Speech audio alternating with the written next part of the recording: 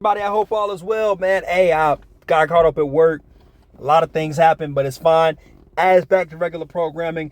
Today on the clock, we've got the Minnesota Vikings. As always, like, comment, of course, and subscribe to the channel. I do comment back. I love to have your feedback and know what you think. But this is the mock draft for the Vikings. No trades. Let's dive in. At number 11, go ahead and get your edge rusher. Latu. Yes, I think Dallas Turner will be off the board. I think Chop Robinson does not fit their description at edge rusher. I also believe that Jared Verse might not be their guy as well. I like Latu. Here pretty much for the Vikings, just to seal that edge off. I think you're going to lose the key mark guy for you guys in free agency at edge rush.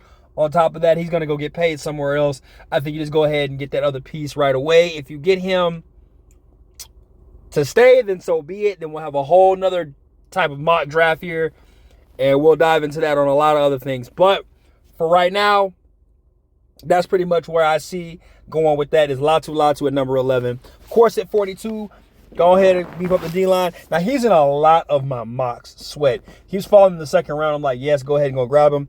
I grabbed Sweat.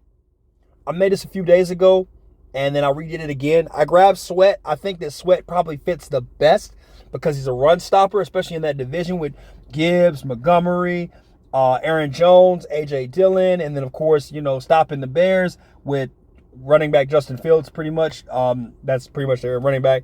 So having that guy and a guy in the middle, and then on top of that having, Latu still off the edge, perfect weak fit, perfect well, I think, in that whole defensive scheme. And, Zimmer's gone, so it's going to be just a whole different style on defense pretty much. I'm sorry, not Zimmer. Adrian O'Connell, he might be looking for a better... Wait, what am I saying? That's not the coach's name for the Vikings. I forgot the coach's name for the Vikings.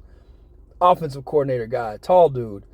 Cannot think of it right now. But their defense, going to fit well. They can run a 3-4 or a 4-3. They can go back and forth with these two players pretty much on the D-line right then and there. Now, pick 109. All right, this is where I said, let's have some fun with it.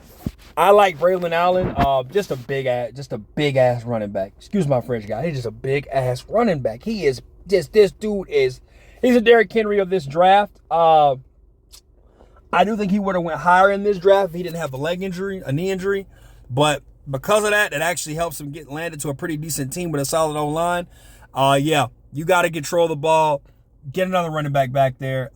Replace Cook, because Cook's been gone for a while, and you can just tell the running game has just so been suspect lately, and it's just Chandler's okay, but you get Braylon Allen, you know that he's gonna kick it he's gonna kick butt every single night. Braden Rice at receiver, I love him too. Love Braden Rice at receiver for y'all. Addison, Rice, Justin Jefferson, yeah, Hawkinson, yeah, y'all boys gonna be straight, man. He just added insult to injury. Perfect fit. I can't see him any other way. I love it right then and there. All right. After that, we got Layden Robinson out of A&M. Just pretty much a left guard. He can play right, too. A lot of these interior guard players are playing both sides and some center as well. I call it the golden triangle, when you can play all three. He just plays two of them, so, left and right, he's pretty good at that. I just think that, hold on, left and right guard. So I really like that a lot. Like I said, he does play that, so he doesn't play center. But I will say this real quick about him specifically. He is really good at pulling for the run blocking. I have seen him deplete a lot of players at A&M. He was there when Kenyon Green was there before he went to the Texans. But yeah, dude, he was on the right side when Kenyon Green was there. So now he was switched over to the left, obviously being the primary protection, left side, strong side. You've all seen Remember the Titans. You know how that goes. But having Layden Robinson there at 156, why not beef up your offensive line? Then on top of that, stay in the same neighborhood, same ballpark, grab another Aggie boy. Why not? Because they're the best college football team, known to man. Now I'm messing with you. I don't know what they're doing down there at Aggie land. I love the Aggies, but golly, they're doing terrible right now. All right, next up is Ainias Smith out of A&M. Another receiver, just a versatile receiver, man. Could do it all. Catch, run, special teams. He just a freak, man. He's somebody you want on your roster, especially with these guys at all receiver. He can come in and be that X factor over the top. He's probably one of the fastest receivers in this draft. I'm pretty sure when you guys see the combine, he will probably stick out. And with that being said, it's funny, y'all, I brought this up. The combine is coming up in a few more days. I will be doing a review on sleeper guys in the combine. I'll just do about like 10 guys, maybe tops. That's all I'm going to do. I'll probably make it like a 7-minute video. Nothing crazy. You know what I mean? Spend a minute on a play or something like that. 10 minutes, 7-minute video. But Anaya Smith, he'll really help out a lot pretty much in the receiving core and on special teams. Same thing with Dylan Holker. Another guy, another weapon for, Kirk Cousins. And actually, we'll get to that. Rubs chin. We finally drafted a quarterback in the last round pretty much. We get Tua's little brother out of Maryland. Now, a lot of you were saying he's shorter.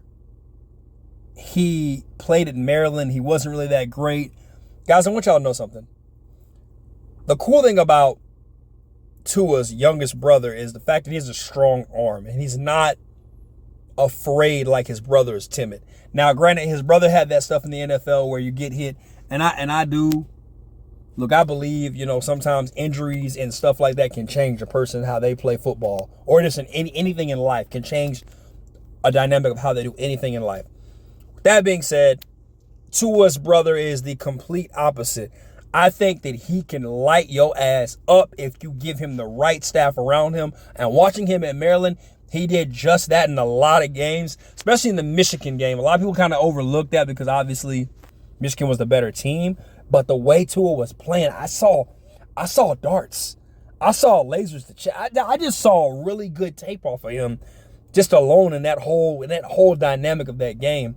But I saw a poor receiving core that just gave up. So many recruits that were so 5-star, just not doing good. So I like the fact that Tua's going to be there probably in that later round. And why not just draft him? Go ahead. Obviously, Hall didn't work out. Dobbs was a fun thing for a few weeks. I've talked about him on my channel last year. He was fun for a few weeks, but when you really sit down and think about it, somebody got to replace Kirk Cousins and they can actually throw and rip it. Why not try your luck at Tua's little brother? If not, somebody like a Joe Milton, somebody like a Pratt, if you want to trade up and get him. That's all fine and dandy, however you want to look at it. But anyways, hey guys, look, that's the end of this here mock with no trades. I'll do the one with a trade. I'm going to drop that on a little bit later. Like, comment, of course, subscribe. Tell me what you think in the comments. Let me know, and I don't hold nothing back. You shouldn't either. Take it easy. Peace.